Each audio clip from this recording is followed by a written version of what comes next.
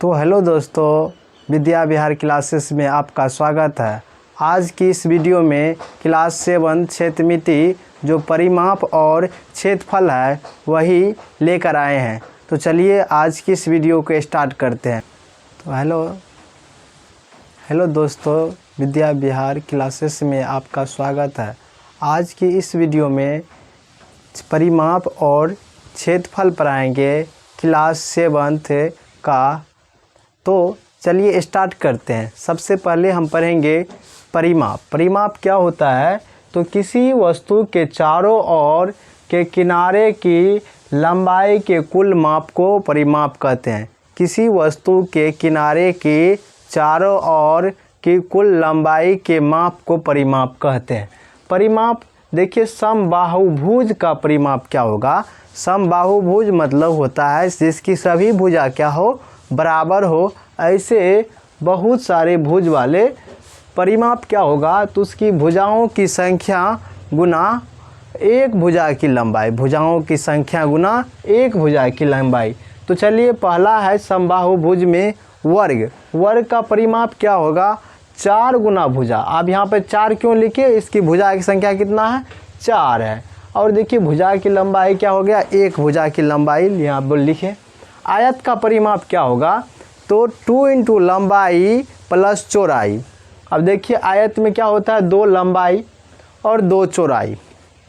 तो इसमें देखिए ये 2 से गुना कीजिएगा तो 2 लंबाई हो जाएगा, इसमें भी कीजिएगा तो 2 चौड़ाई हो जाएगा। इसी को जोड़। और एक बात समझ लीजिए परिमाप कहता है इससे कि सभी भुजा को जोड़िए। अगर किसी का अगर परिमाप आपको निकालने के लिए कहेगा तो आप सिर्फ क्या कीजिएगा, अगर आपको फार्मूला नहीं पता है, सूत्र नहीं पता है, तो क्या कीजिएगा, उसकी सभी भुजा को जोड़ दीजिएगा। तो इसी प्रकार समबाहु त्रिभुज का परिमाप क्या होता है? 3 गुना भुजा। यहाँ पे देखिए तीनों भुजा क्या है? समान है, तो इसके लिए 3 गुना भुजा होगा। अब देखिए क्षेत्रफल क्या होता है? किसी वस्तु के द्वारा किसी वस्तु के द्वारा किसी तल के घिरे गए भाग को उसका क्षेत्रफल कहते हैं। कोई वस्तु है, जैसे ये मार्कर है, ये मार्कर क्या करेगा? इस कितने जगहों को छेक रहा है, ऊपर नीचे, और इसी भाग को क्या कहेंगे? हम क्षेत्रफल कहेंगे। चलिए, आयत का क्षेत्रफल क्या होता है? तो लंबाई गुना चौड़ाई। आयत में क्या होता है? 2 चीज़ होता है ना, लंबाई और चौड़ाई, इसीलिए इसमें लंबाई गुना चौड़ाई कहते हैं। और वर्ग का क्षेत्रफल क्या हो जाएगा? भुजा गुना भुजा या भुजा स्क्वायर। तो भुजा गुना भुजा को ही भुजा स्क्वायर बोलते हैं। अब चलिए देखिए यहाँ पर वर्ग का भुजा क्या हो जाएगा? अगर पावर को इधर भेज दीजिएगा तो रूट लग जाएगा, तो क्या हो जाएगा? क्षेत्रफल का रूट लग गया। अब आयत की लंबाई क्या हो जाएगा? क्षेत्रफल बटे चौड़ाई। अब देखिए लंबाई को रहने दीजिए, चौड़ाई को उधर भेज दीजिएगा तो क्या हो जाएगा? क्षेत्रफल बटे चौड़ाई। इसी प्रकार से आयत की चौड़ाई क्या हो जाएगा? क्षेत्रफल बटे लंबाई। तो चलिए अब सवाल करते हैं। तो 15.1 का पहला सवाल है, एक आयताकार फ्रेम की लंबाई 15 सेंटीमीटर और चौड़ाई 10 सेंटीमीटर, तो इसकी परिमिति और क्षेत्रफल ज्ञात कीजिए। और यदि फ्रेम के चारों ओर 12 रुपया प्रति मीटर वाली लैंप लगाई जाती है तो लैंप लगाने की कुल खर्च। देखिए चारों ओर लगाया जा रहा है तो मतलब इसके परिमाप के ऊपर लगाया जा रहा है, तो परिमाप के लिए निकालेंगे। पहले लिखेंगे दिया है, क्या सब दिया है हमें, यहाँ पर हल लिख कर देंगे। सब सवाल में यही करना है। दिया है कि फ्रेम की लंबाई, कितना लंबाई दिया है देख लीजिए, 15 सेंटीमीटर, तथा चौड़ाई कितना दिया है? 10 सेंटीमीटर। उसके बाद आयत का परिमिति और क्षेत्रफल। तो फ्रेम का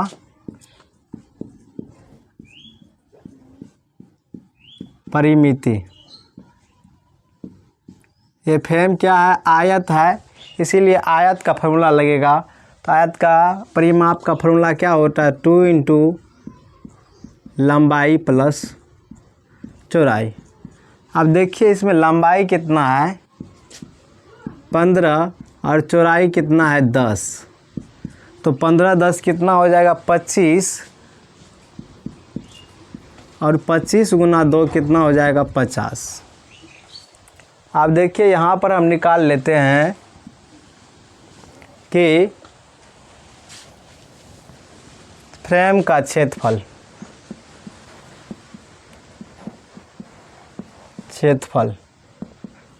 फ्रेम का क्षेत्रफल क्या हो जाएगा, लंबाई गुना चौड़ाई,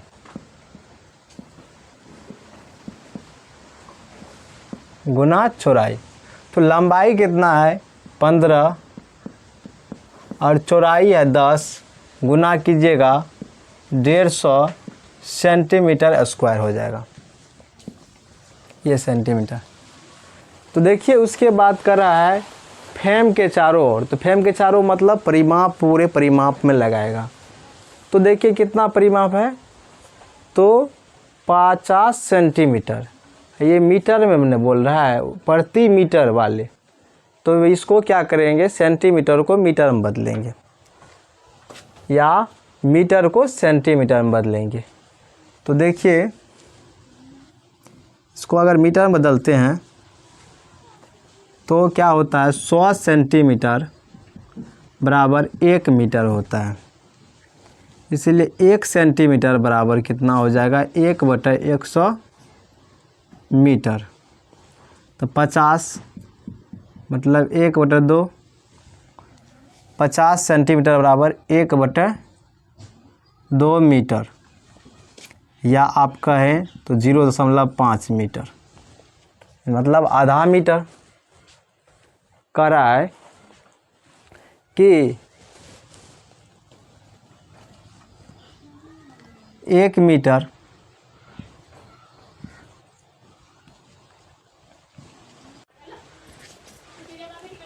तो देखिए एक आयताकार चाय के बागान की परिमिति कितना है 100 मीटर तथा लंबाई कितना है 30 मीटर।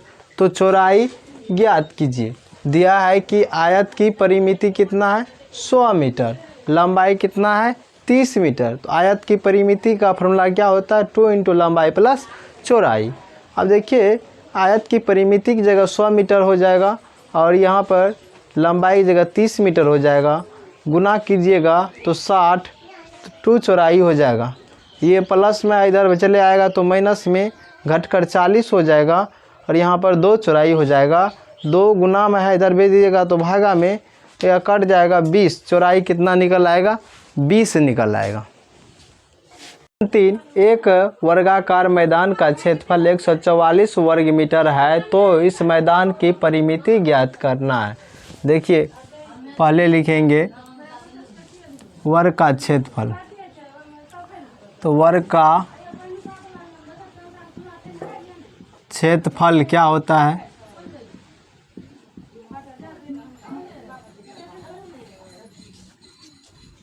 भुजा स्क्वायर, भुजा स्क्वायर। अब देखिए क्षेत्रफल कितना है 144, भुजा स्क्वायर, भुजा स्क्वायर, स्क्वायर है इधर स्क्वायर को इधर भेज दीजिएगा तो रूट लग जाएगा। 144 किसका होता है, तो बराबर है 44, 144 का कितना हो जाएगा 12। तो भुजा निकल के आएगा आपका कितना 12, कितना आएगा 12, भुजा 12 हो गया। तो आप लिखेंगे कि वर्ग का परिमाप, वर्ग का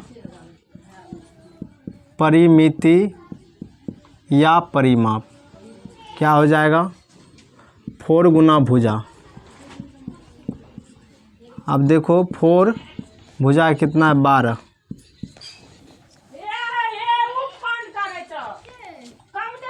वर्चों के 48। क्वेश्चन नंबर 4 और 5 बहुत ही आसान सवाल है, आपको वह अपने से बन जाएगा। तो क्वेश्चन नंबर हम 6 पर चलते हैं। देखिए 20 सेंटीमीटर चौड़ाई वाले एक आयताकार शीट का क्षेत्रफल कितना है 600 वर्ग मीटर, तो इसकी परिमिति ज्ञात कीजिए।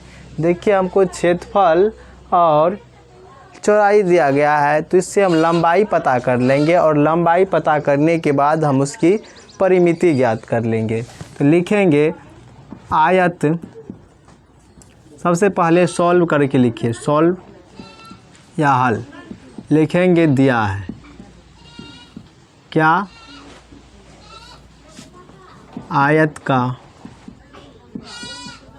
चौड़ाई, कितना चौड़ाई दिया गया है, 20 सेंटीमीटर, और क्षेत्रफल कितना दिया गया है, 600 सेंटीमीटर स्क्वायर। अब लिखेंगे आयत का क्षेत्रफल क्या हो जाएगा, लंबाई गुना चौड़ाई, लंबाई गुना चौड़ाई। अब देखिए आयत का क्षेत्रफल क्या होता है, लंबाई गुना चौड़ाई। अब देखिए हमको क्या क्या पता है, क्षेत्रफल पता है कितना है 600, लंबाई नहीं पता है तो लंबाई ही लिए रहने देंगे, चौड़ाई पता है कितना है 20। अब देखिए 20 गुना में उधर भेज देंगे, क्या हो जाएगा भागा में, तो 600/20 बराबर लंबाई, काटिए तो 20 तिया 60, 30 आ जाएगा। तो लंबाई आपका कितना आ गया यहाँ से 30 सेंटीमीटर। अब लिखेंगे आयत का परिमाप, क्या लिखेंगे, आयत का परिमाप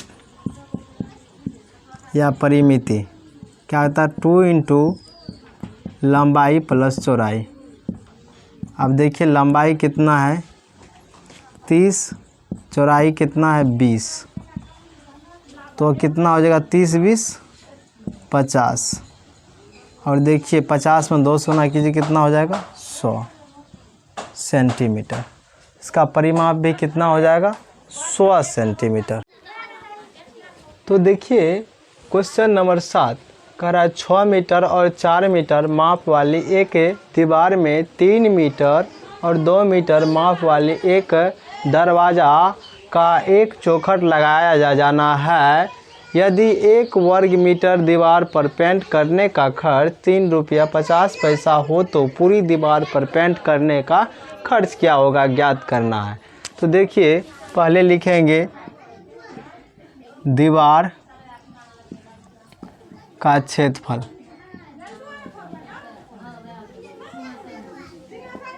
हल में दीवार का क्षेत्रफल लेकर लिखिए।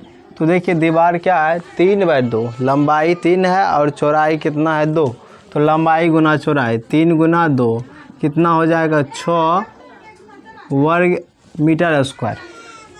उसके बाद कह रहा है ये जो निकला ये दरवाज़ा का है, एक दीवार में इतना मीटर का एक दरवाज़ा, ये किसका फॉर्मूला हो गया, दरवाजे।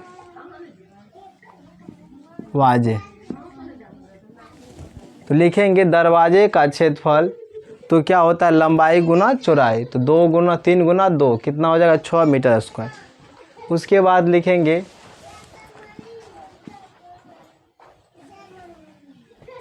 दरवाजे सहित दीवार का क्षेत्रफल, दरवाजे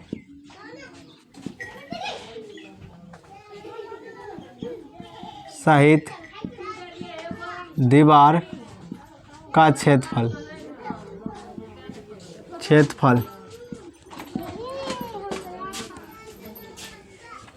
कितना होगा, तो देखिए 6 मीटर और 4 मीटर, तो 6 गुना 4 कितना हो, 6 चौके 24 मीटर स्क्वायर हो जाए। उसके बाद देखिए कह रहा है कि आप दीवार का क्षेत्रफल निकालना है,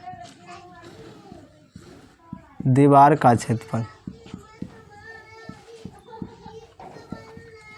दीवार का क्षेत्रफल क्या होगा, दरवाजे सहित दीवार का क्षेत्रफल माइनस दरवाज़ा का क्षेत्रफल, यानी कि 24 - 6 24 में से 6 जाएगा, कितना हो जाएगा 18 मीटर स्क्वायर। उसके बाद देखिए 1 वर्ग मीटर दीवार पर पेंट करने का खर्च 3 रुपया 50 पैसा है। तो लिखेंगे 1 मीटर स्क्वायर दीवार पर पेंट का खर्च 3 रुपया 50 पैसे। तो 18 मीटर वर्ग मीटर पेंट करने का खर्च 18 गुना 3 रुपया 50 पैसा।